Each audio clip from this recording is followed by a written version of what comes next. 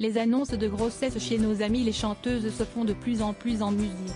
En 2011, Beyoncé avait révélé être enceinte sur la scène des MTV Video Music Awards.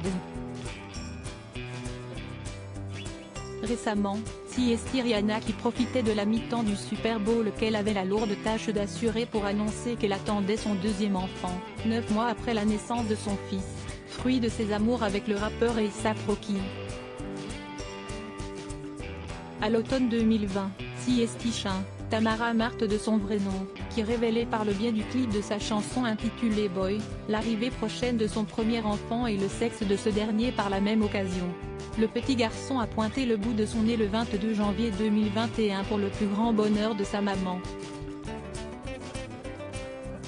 Chant n'a jamais officiellement dévoilé l'identité du papa et le visage de son fiston prénommé Taoma. Elle n'hésite en revanche pas à partager certains moments passés en compagnie de son bébé avec ses abonnés.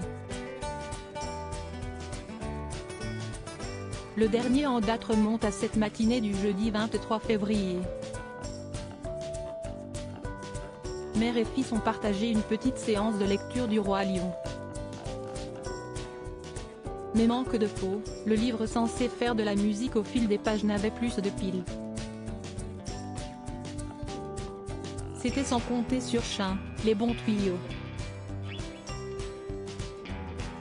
La maman de 37 ans a opté pour un système d'aide plus agréable puisqu'elle s'est chargée elle-même d'interpréter le titre Hakuna Matata à la place du bouquin. Un moment dévoilé en vidéo dans sa story Instagram, voir notre diaporama, pendant lequel on peut entendre Taoma gazouiller et rire aux éclats. Ou l'avantage d'avoir une maman artiste. Une maman comblée et bouleversée. Chant ne s'étale pas sur le sujet tous les jours mais elle a fait une exception quelques semaines après la naissance de son fils. Elle révélait tout l'amour qu'elle ressentait pour son fils dans l'émission Insomnie sur France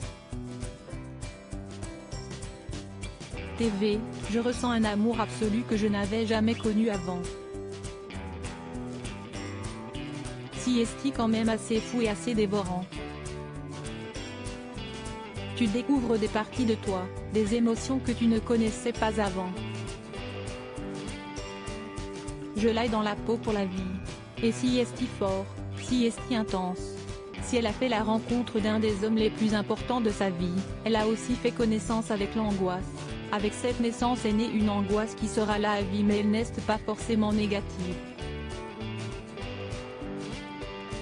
De cette angoisse je ne pense pas pouvoir être totalement libre comme j'ai pu l'être avant qu'il soit là.